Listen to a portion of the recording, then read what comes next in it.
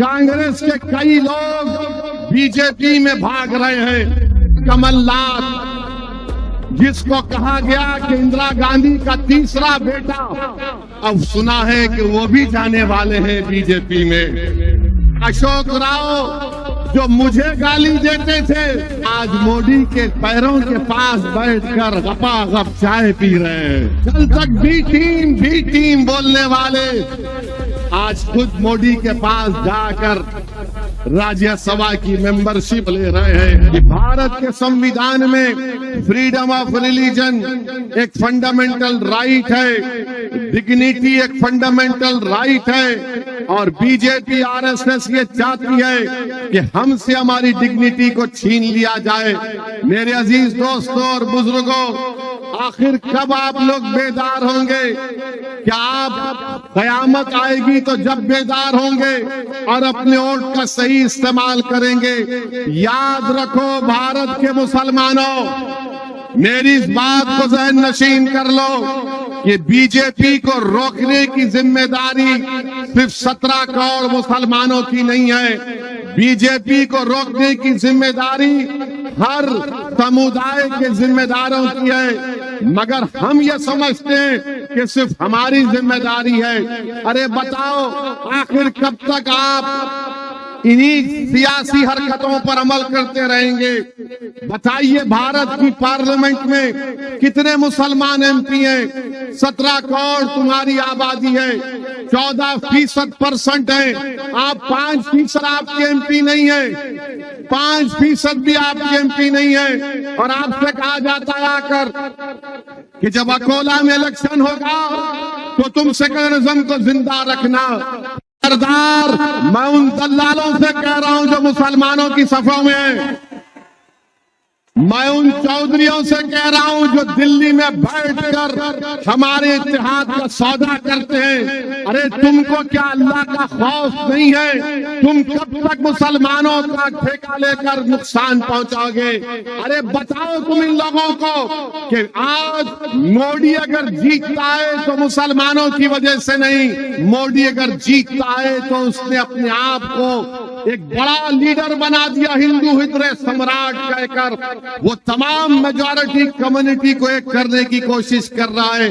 अरे नरेंद्र मोदी ने भारत की सियासत में मुसलमानों को मार्जिनलाइज करके रख दिया।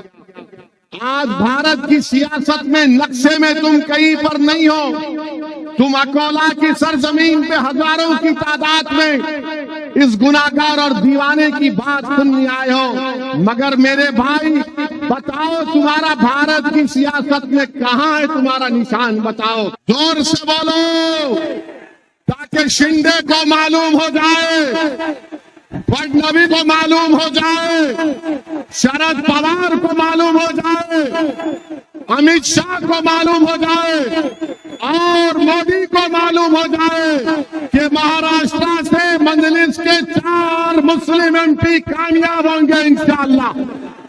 ये जिंदगी चंद दिनों की है, गुलामी करने के लिए नहीं है। क्या तुम नहीं देख रहे मेरे भाई कि अशोक राव जो मुझे गाली देते थे, उनके चमचे जो मुझे गाली देते थे, आज मोदी के पैरों के पास बैठकर गपागप चाय पी रहे हैं। कल तक बी टीम बोलने वाले आज खुद मोदी के पास जाकर राज्यसभा की मेंबरशिप अशोक राव ले रहे हैं। मैं पूछना चाहता हूं जो मुझ पर इल्जाम लगाते थे बी टीम का, अरे असली टीम तो तुम हो आरएसएस की, क्योंकि मैं सच्चाई को बयान कर रहा था तो तुमने मुझ पर इल्जाम लगाया। अब एक और मध्य प्रदेश का एक्स चीफ मिनिस्टर कमलनाथ, जिसको कहा गया कि इंदिरा गांधी का तीसरा बेटा, ये मैं नहीं कह रहा, उनका लीडर बोला, वो भी मुझे गाली देता था। अब सुना है कि वो भी जाने वाले हैं बीजेपी में। आप बताओ फिर कौन बी टीम है? कौन बी टीम है मेरे भाई?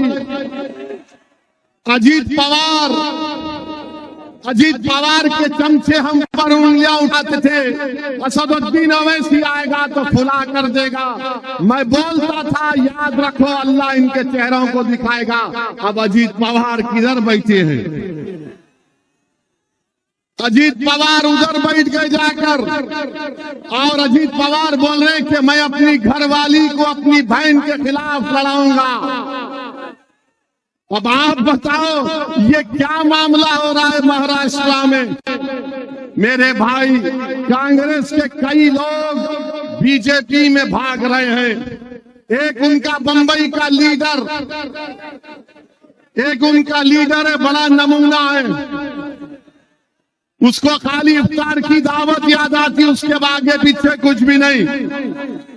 हैदराबाद को आया तो हैदराबाद में आकर बोलता था तेलंगाना के इलेक्शन में असदुद्दीन ओवैसी के हल्के में जलसा कराओ, मैं आऊंगा। मंजलिस के खिलाफ करो, मंजलिस को रोको। अरे बेशरम, 1.5 महीने में तू चला गया बीजेपी के साथ। कहां गया तुम्हारा वो ईमान और खीरत की बातें करने वाले? वो चले गए। अब वहां पर बैठकर हमको, वो यहां थे पुरानी पार्टी में असदुद्दीन ओवैसी, इम्तियाज जलील भी टीम। मेरे भाई याद रखो, हमेशा नुकसान हमको मुसलमानों से पहुंचा। टीपू सुल्तान को शहीद करने वाले, गद्दारी करने वाले कौन? मुसलमान। सिराजुद्दौला को धोखा देने वाले कौन? मुसलमान। करबला के मैदान में इमाम हुसैन को शहीद करने वाले कौन? मुसलमान। करबला के मैदान में आले रसूल पर पानी बंद करने वाले कौन? मुसलमान। इमाम हुसैन के साथ नमाज साथ पढ़ते और नमाज के बाद तलवार उठाते। मेरे भाई याद रखो, अपने सफों में जो मुनाफिकीन छुपे हुए उनको पहचानो। आपके हमारे सफों में जो मोदी, अमित शाह और ये तमाम पार्टियों के लोग छुपे हुए नास्तीन के सांप को पहचानो। इनको तुम पहचान लो, कामयाबी तुम्हारे कदम को चूम लेगी।